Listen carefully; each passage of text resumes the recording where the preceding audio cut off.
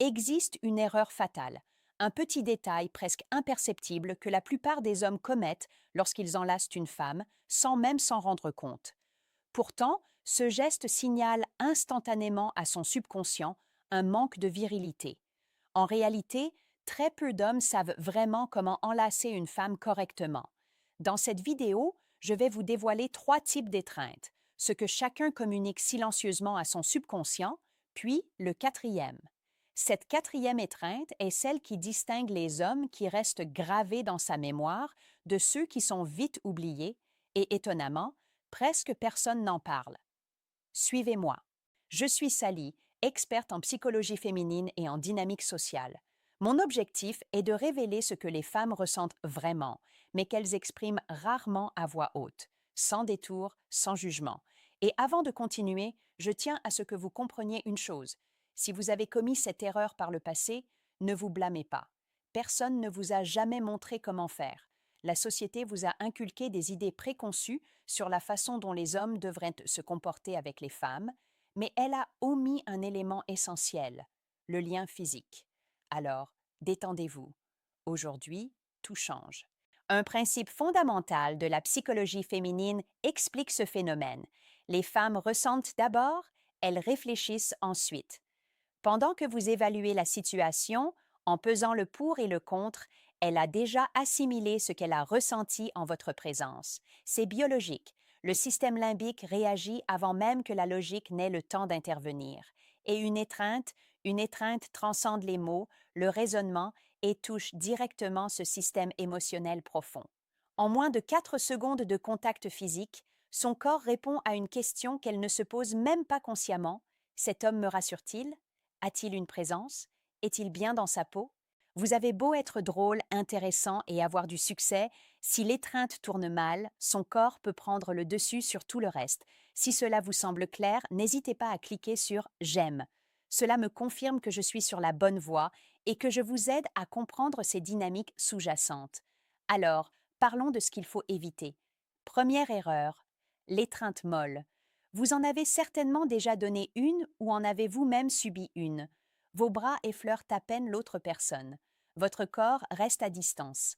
La pression est quasi inexistante, comme si vous craigniez de vous blesser. Parfois, il ne s'agit que d'un seul bras, la classique étreinte polie sur le côté. Psychologiquement, ce type d'étreinte communique de l'insécurité, de l'hésitation et une absence totale de présence masculine. Son subconscient l'interprète ainsi, il manque de confiance en lui.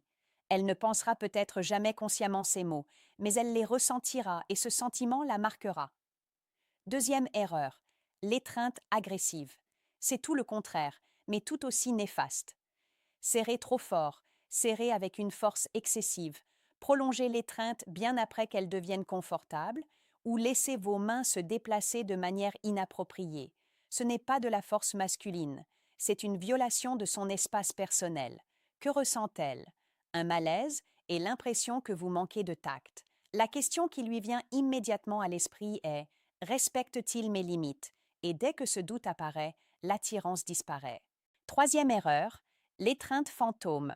C'est sans doute la plus négligée. Elle se produit lorsque vous l'enlacez, mais que votre attention est ailleurs. Vous scrutez la pièce, tendue, retenez votre souffle ou vous vous retirez brusquement comme si vous aviez touché un objet brûlant. Un contact physique sans présence émotionnelle. Elle se sent insignifiante. C'est comme si vous étiez physiquement présent, mais mentalement absent. Et à bien des égards, cela peut être encore pire qu'une étreinte molle. Voici maintenant ce qui change vraiment tout, l'étreinte masculine authentique. Cet équilibre entre confiance, présence et connexion est un sujet que j'explore plus en profondeur dans mon guide complet, Les secrets de l'attraction. Mais voici l'idée essentielle. Une étreinte masculine est ferme, intentionnelle et ancrée. Vous n'hésitez pas. Vous prenez les devants naturellement. Vos pieds restent bien ancrés au sol car la stabilité physique est un signe de stabilité émotionnelle. Une main se pose entre ses omoplates, l'autre au milieu de son dos, poitrine contre poitrine, avec une pression constante, ni trop forte, ni trop faible. Et vous respirez. C'est primordial. Respirer pendant l'étreinte vous permet de rester détendu et cette détente se propage. Quand vous restez calme, elle le ressent. Son corps reflète naturellement ce calme. La durée idéale se situe entre 2 et 4 secondes. Ce n'est pas une simple accolade amicale, mais ce n'est pas non plus un moment long et gênant, juste assez pour qu'elle se dise « cet homme est à l'aise et sait ce qu'il fait ». Et c'est vous qui terminez l'accolade, pas elle. Vous la relâchez calmement en laissant peut-être vos mains glisser doucement le long de ses bras, tout en reculant d'un pas, tout en maintenant le contact visuel avec un sourire détendu. La façon dont vous terminez une accolade peut être tout aussi significative que la façon dont vous la commencez. N'oubliez pas, chaque accolade donne un petit aperçu de qui vous êtes. C'est une subtile expression de votre personnalité. Elle ne va pas l'analyser consciemment, mais elle se souviendra de l'émotion qu'elle a suscitée.